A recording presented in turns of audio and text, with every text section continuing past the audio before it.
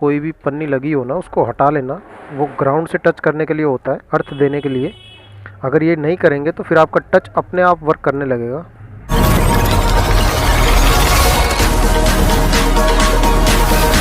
Hello दोस्तों, तो कैसे हैं आप सब। आज आपको बताने वाला हूँ Vivo V7 में आपको फ़ोल्डर किस तरीके से डालना है, डिस्प्ले कैसे डालनी है Vivo V7 में।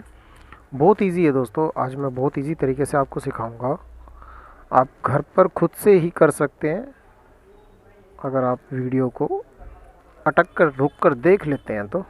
सबसे पहले सिम ट्रे निकाल दीजिए इसकी। इसके बाद इसके नीचे 2 स्क्रू होंगे, इनको आप खोल लीजिए।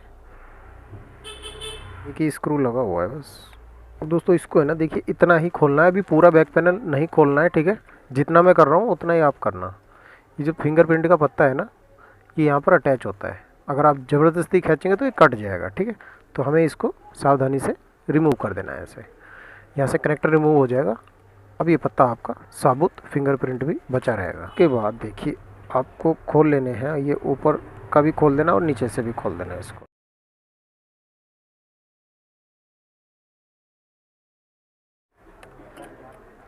अब ये इसका ऊपर का पत्ता यहाँ पर रख लीजिए निकाल के। ये इसका पावर का बटन और वॉल्यूम का, ठीक है। इसके बाद दोस्तों नीचे वाला सेक्शन खोलेंगे हम।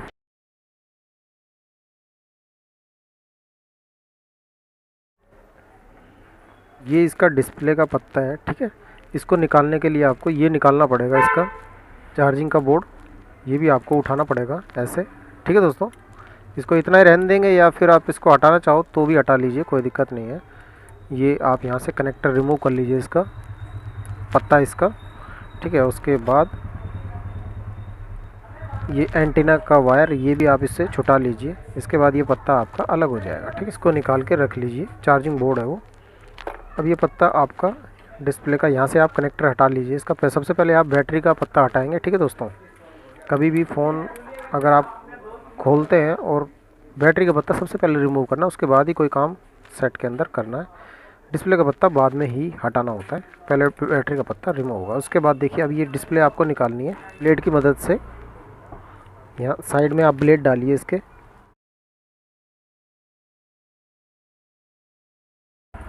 तो ये फोल्डर इस तरीके से इसका निकल चुका है, ठीक है दोस्तों। ये फोल्डर है इसका। अब दोस्तों आपने ये फ्रेम तो साफ़ कर ही लिया है इसका, ठीक है। अब इस फ्रेम साफ़ करने के बाद ना देखिए हम क्या करेंगे, हम इसमें पेस्ट लगाएंगे। पेस्ट लेना हमको, फेवी बॉन्ड ले लीजिए आप, स्टेशनरी की दुकान से आपको मिल जाएगी फेवी बॉन्ड। फेवी क्विक मत लेना भाई, ठीक है। ये ऐसे ऐसे इसके किनारियों पर लगा दीजिए बस।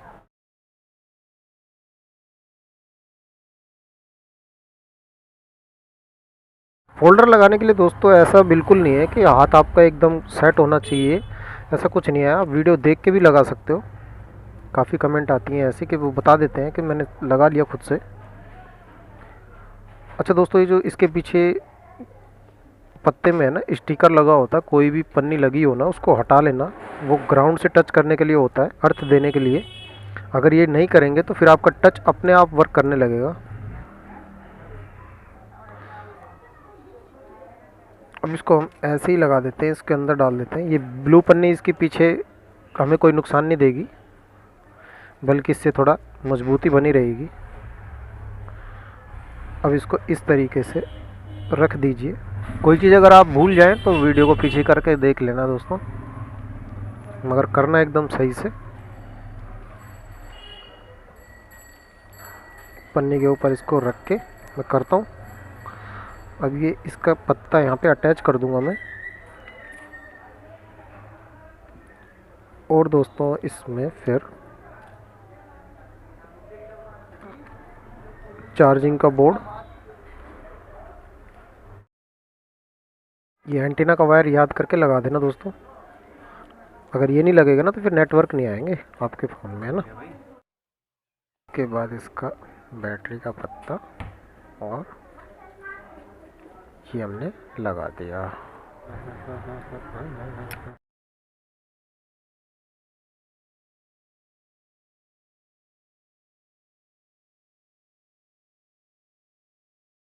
इसका पत्ता याद करके लगा देना दोस्तों इसका, वरना फिंगरप्रिंट आपका काम नहीं करेगा। ऐसे लगाना है, ठीक है। बड़े प्यार से लग जाता है, कोई दिक्कत वाली बात नहीं है।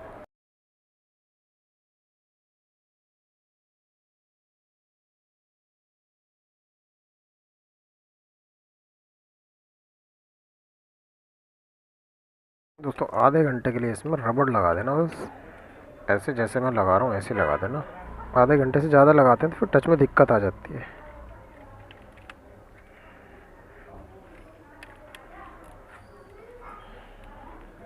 बस